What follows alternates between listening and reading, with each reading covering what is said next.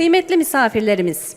Öğle arasının ardından programımıza İlham Veren Konuşmalar bölümüyle devam ediyoruz. Avrupa Kütüphanecilik ekosisteminin önemli kurumlarından Avrupa Kütüphane Enformasyon Dokümantasyon Dernekleri Bürosu EBLIDA'nın direktörü Sayın Andrew Cranfield'i ağırlıyoruz. Kendisinin Avrupa'daki güncel kütüphane politikalarına, işbirliği zeminlerine ve geleceğe dönük stratejik bakış açılarına dair bizlere kıymetli değerlendirmeler paylaşacağına inanıyoruz. Hitaplarını gerçekleştirmek üzere Sayın Andrew Cranfield'i sahneye davet ediyorum.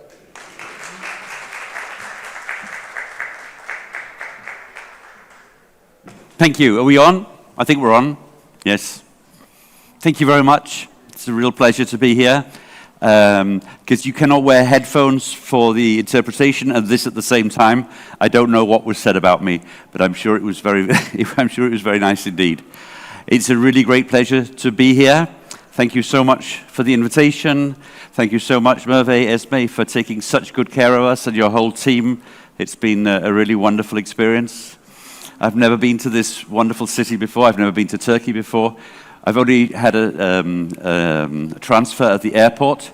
The airport is also amazingly huge, and so is Istanbul. I have seen over the last few days where you take a bus and an hour and a half later you turn up at the restaurant. So we've managed to see an awful lot. I think the title of this conference is so wonderful that I'm slightly jealous. I would have loved to have had that idea myself, and I think I can't really steal it, and there's another healing conference somewhere else in Europe, so I'll let you have this one for yourself. But I think it's a really wonderful title because it so encapsulates so much of what we as librarians are doing and so much about what is happening in libraries at the moment. And we heard yesterday a lot of great examples about what is happening, what's being done, what's the thinking behind. So I hope I won't be saying too much of what was said yesterday, again, reiterating some of those things. But what I feel is so wonderful when I'm in any kind of conference or meeting with colleagues from around Europe, from around the world, is that basically we are all on the same page. We all have the same idea what librarianship is about, what library is about. And that DNA, or that sense of vision and that sense of values, which has always been, I think, at the heart of what we do, is something that brings us together. I think it was Sharon yesterday that said, the generosity of librarians that you have met is outstanding. And the more I travel around Europe and around the world, I learn a lot personally from that, and where there are so many who want to create big differences between us and big conflicts between us. And at the end, I don't think I've ever met anybody that I can't talk to, or that is thinking very, very different from me. At the end of the day, we are all human beings. So I'm going to be talking a little bit about, firstly, myself. And this is not because I need to tell you what great things I've done, more to sort of just say that I have a pretty broad experience, I think, and understanding of librarians and librarianship. And again, that's why I think I can say that wherever I've been, academic libraries, university libraries, public libraries, library associations, international work, I always feel that we can have a great dialogue about what we want to see for our profession. Of course, we are different, and I also recognize that geographically we come from many different countries, many different cultures, many different backgrounds. We'll, of course, also in some sense, create the direction of the libraries that in the societies that we serve. So there are big differences between the Nordic countries and Southern Europe, between Eastern Europe, between continents and between nations. But let's not make those differences bigger, let's make them smaller. Anyway, and I'll come back and tell you a little bit more about EBLIDA, of course. Who has not heard of EBLIDA in this room? And you can be honest. Everybody's heard of EBLIDA? That's one, no, good. There's somebody being totally honest, thank you. Yeah. Anyway, by the end of today, hopefully... Sorry? No? Anyway, I've worked for EBLIDA I usually think of myself as one of those football players who sort of comes back to the club years after and hopes to be able to give something back to where they love being in the first place. So I was the EBLIDA Director from 2006 to 2009, and then again from 25, and hopefully for some years to be. I've also been on the Executive Committee of EBLIDA, which is the board or the governing board. So these are elected members from the membership of EBLIDA. I've been a board member of the Danish Association of Public Library Managers. Despite my very English name and probably my fairly English accent, I actually live and work in Denmark and have done so for about 40 years. I was the co-founder of IFLA's New Professionals in 2004. Did you know that, Sharon? Yeah. Yes, yeah. And this was also, I still think, so much of what we do internationally, and we have these meetings, let's make sure that we disseminate this and talk to our younger colleagues in the library communities that we're part of, because being engaged at the international level is also really, really important and gives a lot of power to that part of our job. I've also been the chair of the section for library buildings and equipment, held some various positions in public libraries in Denmark, and a lecturer at the Royal School of Library and Information Science in Copenhagen way back. Again, not because to say that I've done all these things, more to say that I have a fairly broad, I think, understanding of what librarianship is about, and can with some certainty say that we, as people who serve our communities in academia, in public life, we try and do a very, very good job. Or as my daughter says, Dad, what you do is networking and emailing, because she doesn't really understand what it's about. And that's why it was so nice to hear some of those very practical examples yesterday about what is actually being done in libraries, because sometimes when you have a job like mine, you do feel that a lot of it is networking and email. It's a long way from librarians, it's a long way from libraries, and it's even longer away from our users, who I think I've heard a lot of people talking about libraries. So often they actually forget to mention the people who are using those libraries, because they're part of what we want to do. If we don't have them on board with our new visions and the new ideas, and we think there is a new role or a different role from libraries, if they're not on board for that, well, I think we're not really going to succeed in much of what we do. Anyway, I'll tell you a little bit about the organization that I work for. It's EBLIDA, the European Bureau for Library Information Documentation Associations. We founded in 1992, so over 30 years old. And the basis of the organization was at the beginning very much to work on intellectual property rights and copyright in what we could see was becoming more and more of a digital environment. And this would present new challenges, new legislation for especially in copyright and the digital content and so forth. So when I worked for EBLIDA the first time round, I always felt it was very, very nerdy. We were quite a small group of people working on copyright issues and orphan works, and you'd meet with people. It was a little bit like a little sect of people who knew what we were talking about, and nobody else in libraries took much interest at all. That's very, very different today, and I think it gives our organization a lot more bandwidth, a lot more outreach than we have had before. We have our HQ in The Hague. We're actually only 5 people in the Secretariat. And you're probably thinking, that's not many, but that's actually the most people in those 30-something years that we've ever been.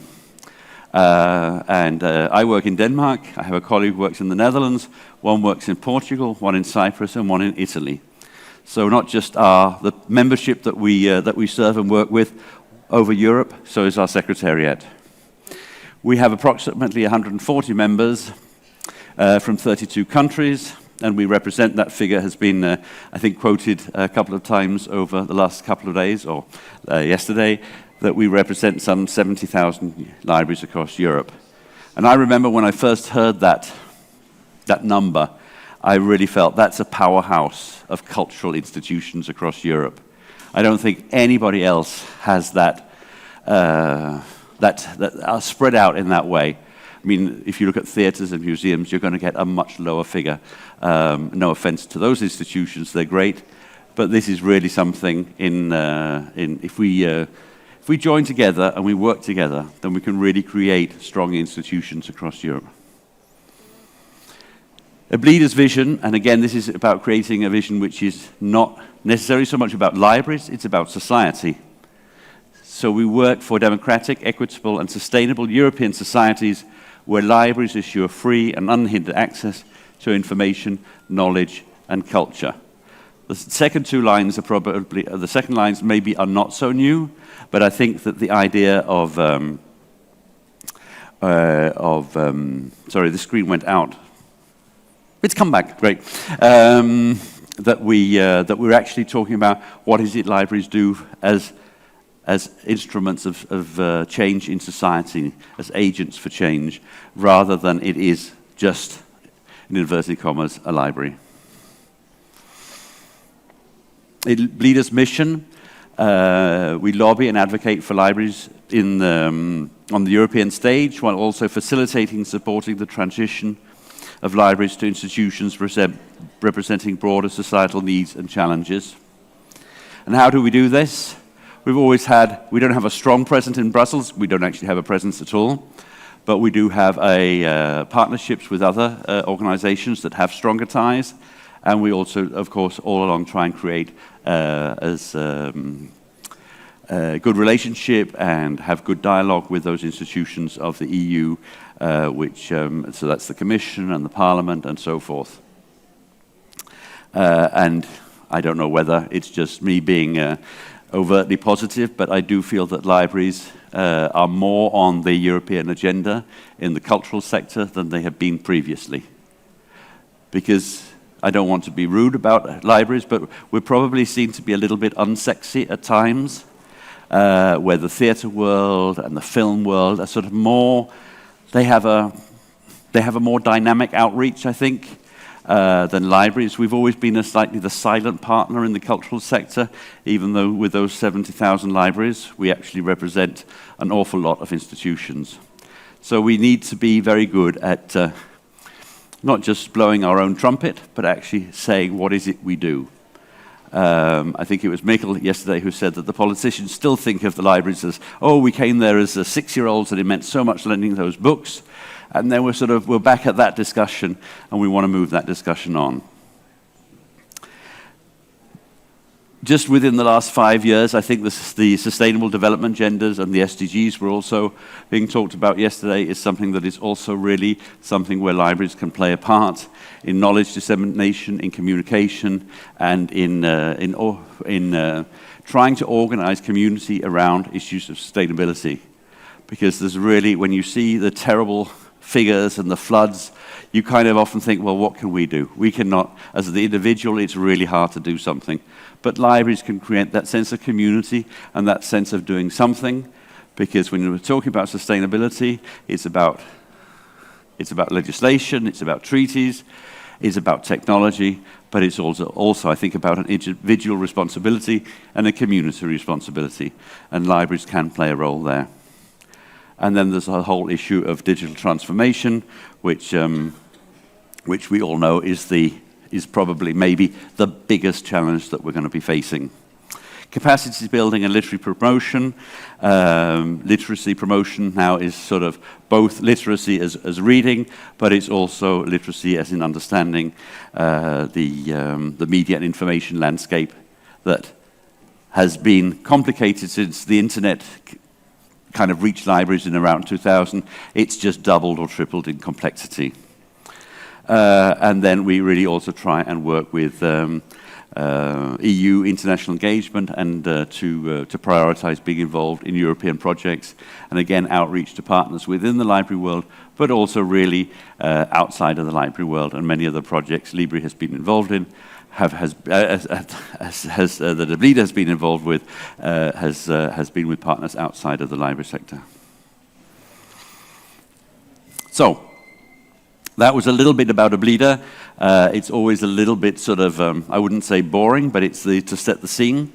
So this is the sort of agenda for today, and Merve, I don't know if you will sort of just indicate when there's 5 minutes left, because I don't have anything here and I tend to talk much more than I should. So just to sort of, what is the library of today? And you may disagree or you may agree. It's just sort of 4 or 5 pointers there for my own reckoning. I think they're pretty close to what I've already been saying. Then I'm going to say a little bit about ELAN, which is the European Library Associations Network, which is such an important part of what EBLIDA is doing at the moment and will be for the next 3 years. Then I'll also just touch on some EU recommendations, which is following on a little bit from what Mikkel, if any of you were here yesterday, was saying about the OMC report, which I think plays so much into the work of EBLIDA in the coming years. So the OMC report and what we're prioritizing in EBLIDA, we have to make it work together and to be able to communicate that in a way together. And then just a couple of practical examples, because again, I think all this can become very a little bit bureaucratic in some ways.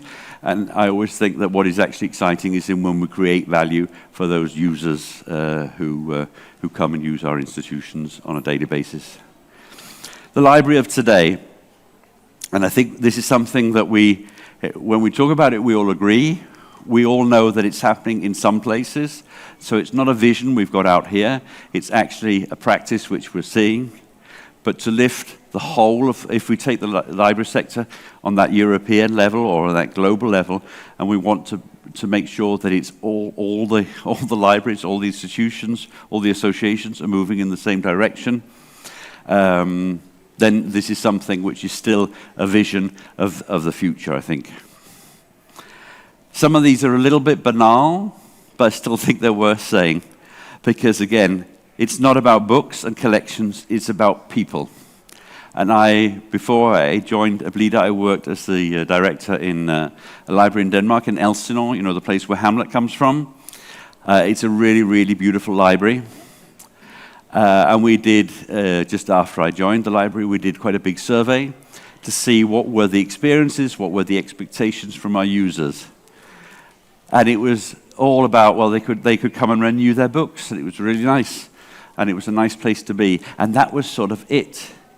There was very few people iterating a vision of libraries or seeing it at a place that was more dynamic. That may be because we weren't doing enough in my library, but it was still, I think,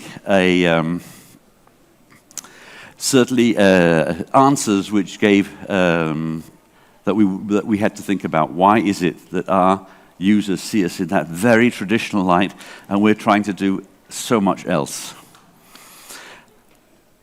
It's not about books and collections, it's about people.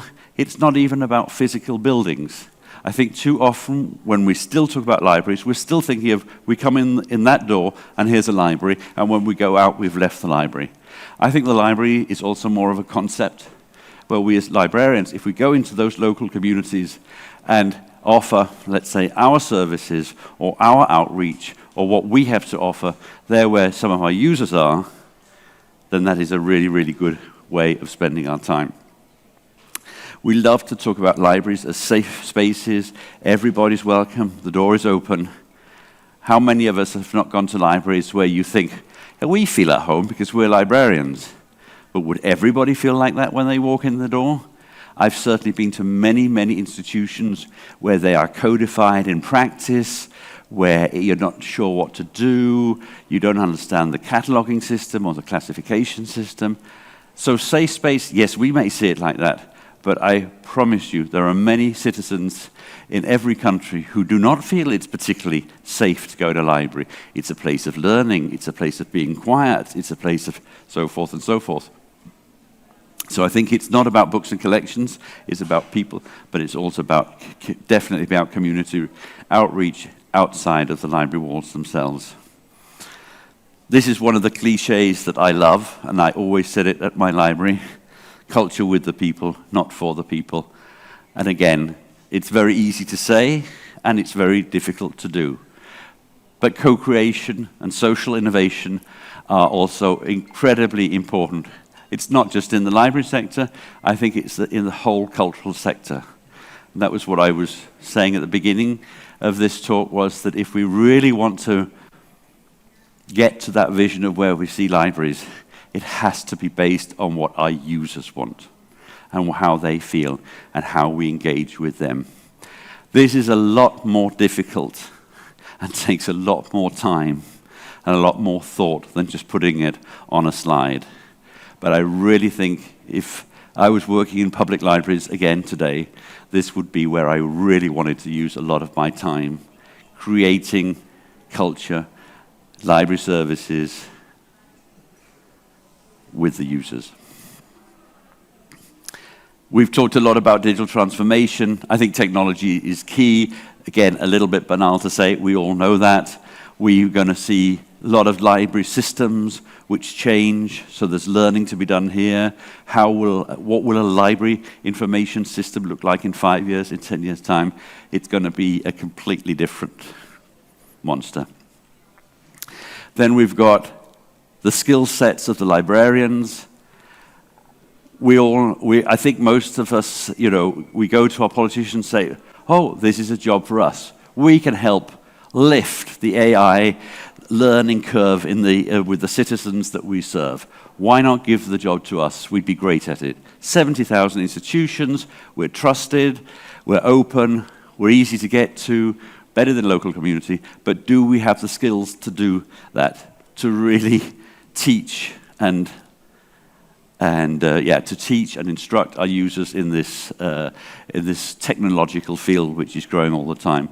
I always feel to talk about AI or digital transformation as though it's one thing is inadequate. But if we just do reduce it to that, do we have those skills? And at the same time, we have our users who are embedded with fake news. So there's a learning there among the users that is also really important. So we need to know the systems, we need to have skilled librarians, and we need to have that outreach to our users, which gives meaning for them. I think this is an incredible opportunity for us, but again, it's not going to be done easily. Democracy and literacy, we talk a lot more about the democratic values are under pressure. The Culture Compass, which came from the European Commission and the Commissioner last year in 2025, really connects the idea of culture and democracy. They are so important for active citizenship, for engagement, for supporting and valuing European values. So again, as an institution which is open, which is trusted, that working with democracy and civic engagement is so important. Literacy is also, I think, in a librarian's perspective, that we promote literacy, we promote reading, we promote the joy of reading. So it's not about reading skills, it's about disseminating and promoting literature. And that is such a key for democratic skills. If you're not really able to read, if you're not interested in literature, if you're not interested in writing, then maybe being the civic engagement is difficult. I'm not saying it's impossible, but it is important to be able to take in that information and that level of reflection. And the new librarian, I found this photo and I was like, I'm not quite sure what it is she's holding, but the new librarian, and I say this with also knowledge of colleagues from the library sector, there's also a sort of certain conservatism in librarians. So we're talking about library skills, yes, that's great, but do we also have the staff who want to learn new skills? So we also have to be institutions that can lift not just the learning curve in libraries, not just employing the right people, but also making sure that those staff that are there can join on the big journey, so to speak. I'm just going to have a little sip of water.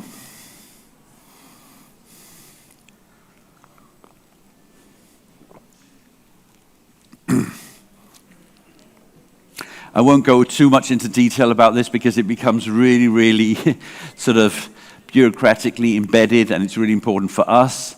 But last year we got a big grant from the European Union to create a network, European Library Associations network. We usually refer to it as a project because it is a project under Creative Europe, But I like to think of it as that part of EBLIDA is actually financed by the European Union, especially the network and outreach part of it. Some of this we've said, 70,000 libraries, 100 million users, those statistics were showed yesterday. And what it is we want to achieve. We've talked about this. How do we achieve this? This is, again, through the ELAN funding, which has doubled the robustness and the potential in financial terms of EBLIDA. For bigger organizations, you might look at this and think, that's not a lot of money. But for us, it's an awful lot of money. And I think we're spending quite well. And the deliverables, it's very much a practical project. It's about bringing libraries and library associations, especially library associations, together to learn, to network, to create research products, tools, and so forth, and events. And if I look at what we've done already over the last 12 months, I think I certainly have met and talked to so many more people and reflected over what we're doing, and it's been a very exciting time.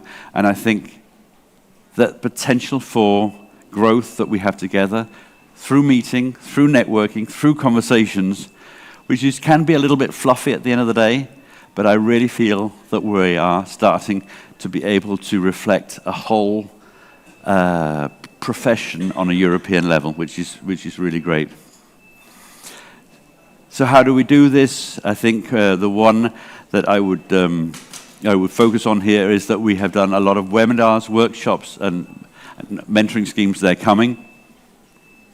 And why is this important? We started the whole ELAN framework project by doing a survey and trying to map where was it that associations felt that they lacked knowledge on certain aspects of the 5 focus areas of ELAN, which I'll just come back to. So we tried to map where was it that there was a potential to learn more, to know more, to meet people from other associations across Europe. So it was like identifying those needs and then bringing people together to learn from each other.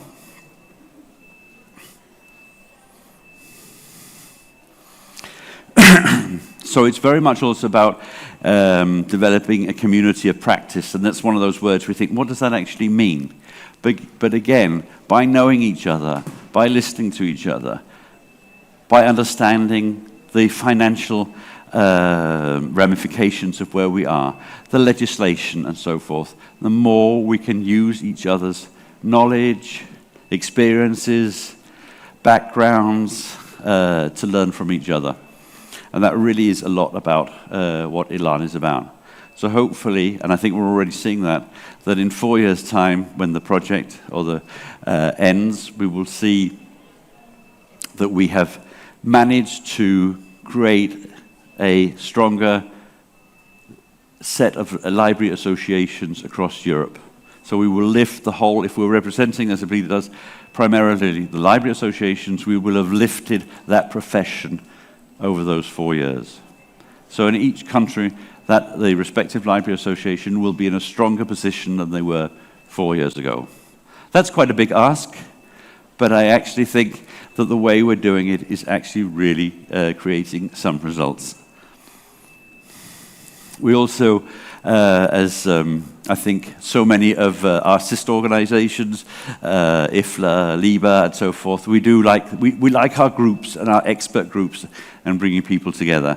So to support the work of ELAN, because I'm the general manager who gets things hopefully working on a day-to-day basis, but doesn't really know anything. So we need some good people around us who do that. So we're working with sustainability, that's for the planet. For the people, that's the democracy. The professionals, that's very much the advocacy work. Libraries for co-creative partnerships, this is very much about talking to those associations that we don't know, or countries outside of the EU. It's very specifically for the ELAN project. It's connecting with our colleagues here in Turkey, in Serbia, in Moldova, and Ukraine. And I think especially if we think about what's happened with our talks over the last year with our Turkish colleagues, I really think that has been, I think we've talked more over the last year than over the last 30 years. So that's really, really great. And these expert groups are there also to advise on policy and to make sure that we follow different agendas of the EU. Because that is one of the things, a small organization actually knowing what's going on all the time is really, really difficult. So we need that, and we need also our members to feed in. So any time that you feel that this could be something that is relevant for EBLIDA, this organization, reach out and talk to us.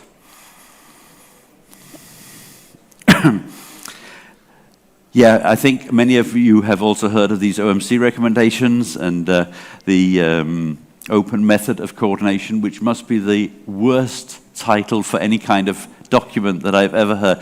It took me about a year to learn what it actually meant, which probably isn't the best starting point. But as again, I know Mikkel talked about this yesterday, but of the work plan for culture, which for the first time for many, many years had libraries in there. So this OMC group was established to work with recommendations for library and the multiple role of libraries. And it was not associations, it was primarily civil servants from the respective countries who have put this, I think, really, really good report together.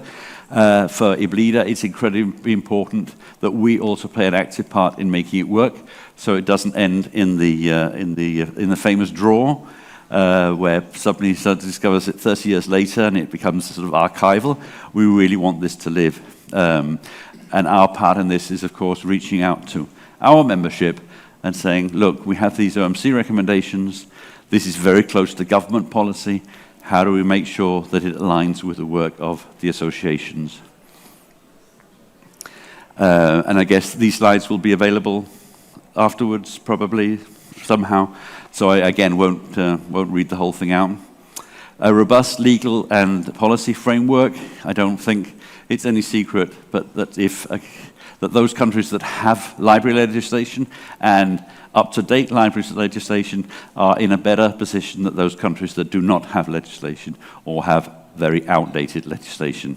So having that legal framework for what libraries do, making sure that that framework reflects the multiple role of libraries is really, really important. And EBLIDA, with the Council of Europe, updated our guidelines for library legislation and policy in 2022 or 23. They're available online, and I think this is a really good document if you are working with policy or legislation.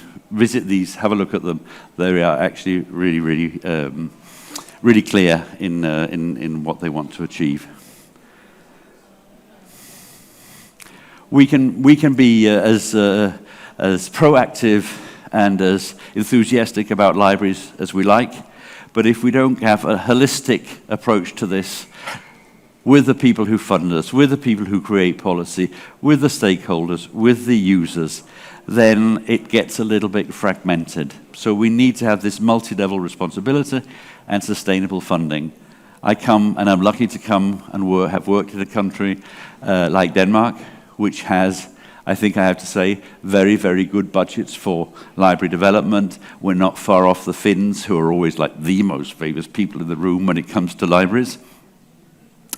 But I realize that this is not always the case, and the funding can go up and down. It's not clear where it always comes from. It might disappear, and that does not really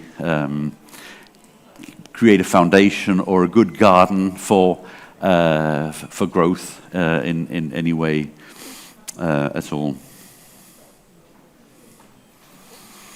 One of the things that I think became very apparent, we probably knew it beforehand, when the group started working on this, is that the statistics we have across Europe from the library sector are very fragmented. They are not easily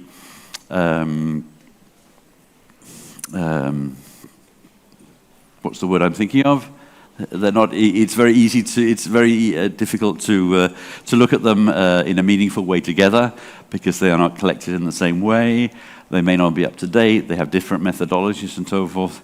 So to be really able to do something at the European level we need figures that we can look at together, and of course, in any one nation, you do need the classic statistics to be able to advocate at the relevant levels. Yeah, I've talked a little bit about this. I still think that this is going to be. It's a hard ask for the upskilling at a European level, but I think if we want to be able to provide those things that we've been talking about over the last 2 days for the communities, we're going to have a whole set of skills that need to be developed. I know from talking to a lot of librarians, I am actually a librarian, but talking to a lot of librarians, they're very worried about the profession sort of disappearing from the libraries and what will happen and all those competencies that we're lacking. I think that the last 10 years, which has seen a sort of a diversity and a plethora of skills coming into libraries, lots of different backgrounds, lots of different competencies, has really been good for the sector. When I joined it first, we were like 25 people who could all do the same thing. But if we were asked to do another task, none of us could do it. So I think it's really good that we are seeing this, these very diverse workforces in libraries. They have to be safe spaces, as we've talked about, but they also, I think we've all gone to places around where we've seen libraries, and I also had the responsibility for some libraries in southern Denmark some years ago, where I think the libraries in themselves were in a pretty terrible state. And if libraries look and feel awful and are old, and the carpets are, grotty and everything, who wants to visit that type of building? So there is a kind of attractiveness of the cultural institutions which makes people come to them. So if we create those environments, people will come. And the last, of course, is the digital maturity and innovation, and that the future public library is hybrid, combining physical and virtual service that mutually reinforce each other. Because as we've seen, and we all know, the book is not dead. and actually loans after COVID, many places are sort of stabilizing or even on the increase. We also see some countries where the loan of children's books is really doing well. We see the e-lending in those countries which have good e-lending models are pretty successful. So there's still a lot of reading and so forth going on, but we need to make sure that we combine that with a digital vision and a digital transformation. So I think just to finish off, and these were some practical examples. We had some great practical examples yesterday from my colleagues from IFLA, which I think really reinforced the idea of the healing library and the well-being that we create and that we want to create. Libri is a project that EBLIDA was involved in, and it's called Library Bridges, promoting the integration and inclusion of third country nationals in Europe through libraries and local partnerships. There are now 50 libraries in Europe who are offering services to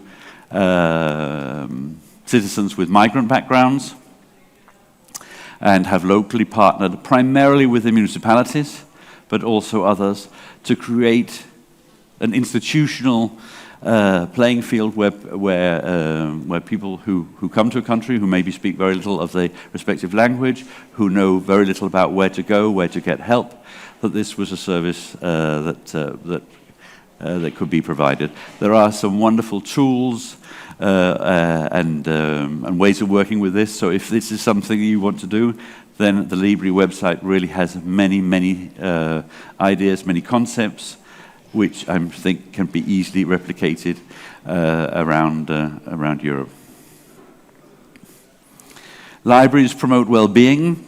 We heard quite a lot about this yesterday. This was a project from Denmark which finished earlier this year and was, I think, interesting because it had a very strong research element with researchers with backgrounds in positive psychology, and then how libraries could create this element of well-being. And again, some of these are very easy to sort of say and so forth, but how do you actually create an environment of well-being in your library? Because I don't think it's just there. And sometimes we do have a tendency to say, well, this is, it's great, and people come to libraries and they'll feel better. I think it needs a little bit more proactive action, and this is quite a good, this is also available in English, as you can see, and if you Google Libraries Promote Wellbeing and Ranas Library, then you'll get this document. And later in the year, EBLIDA will be doing a workshop on libraries and well-being, because I think this is a really interesting thing to talk about, and we have a lot of actors, a lot of stakeholders who are actually working quite strategically with this. And Seeds of Change, this is CILIP, the UK Library Association, who have a week, Green Libraries Week. Seeds of Change makes a difference with your library, and is a week where UK libraries come together and create events and tell stories and tell narratives, promoting sustainability and the SDGs in libraries. Our when I say that, it's EBLIDA's conference in Prague this year, has the title Sense and Sustainability. It was one of my colleagues at EBLIDA who thought of the title, so I can't take the credit. I think it's such a wonderful title. And the focus of that conference will be on how can we work with sustainability in libraries. In the Nordic countries, in the Czech Republic, and in Slovenia, I think, yes, there's a lot of libraries who have come together and work on this week 17. And week 17, because there are 17 of the SDGs. So we use that week to focus on what libraries can do. We bring in the communities. We work with biodiversity, with green meals, with repair cafes, with reselling books and so forth. So a lot of activities to underline how libraries can do this. And in Prague, where our EBLIDA's annual conference is, we'll be putting a lot of focus on this issue, and there are still tickets available for the conference. So if you have a little bit of you who thinks, well, we could come to Prague in April 2021-22, then there's still possibility to register for the conference. And I really hope that we can use this event to set sail into the week 17, so that we get more and more libraries, more and more countries involved. As I say, it's the Nordic countries, it's Slovenia, it's the Czech Republic, but there are others coming up. There's been interest from the US.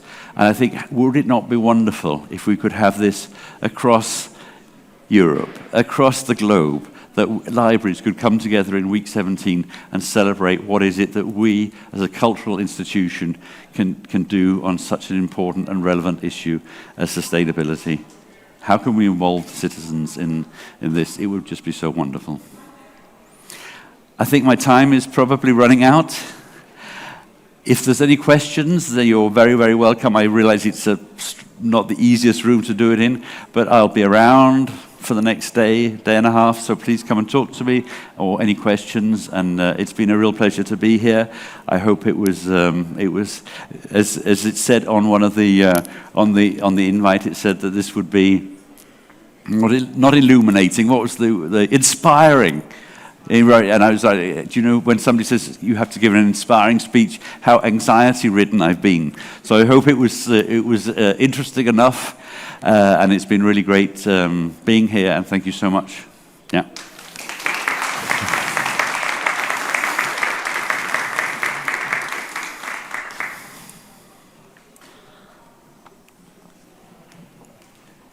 And I'll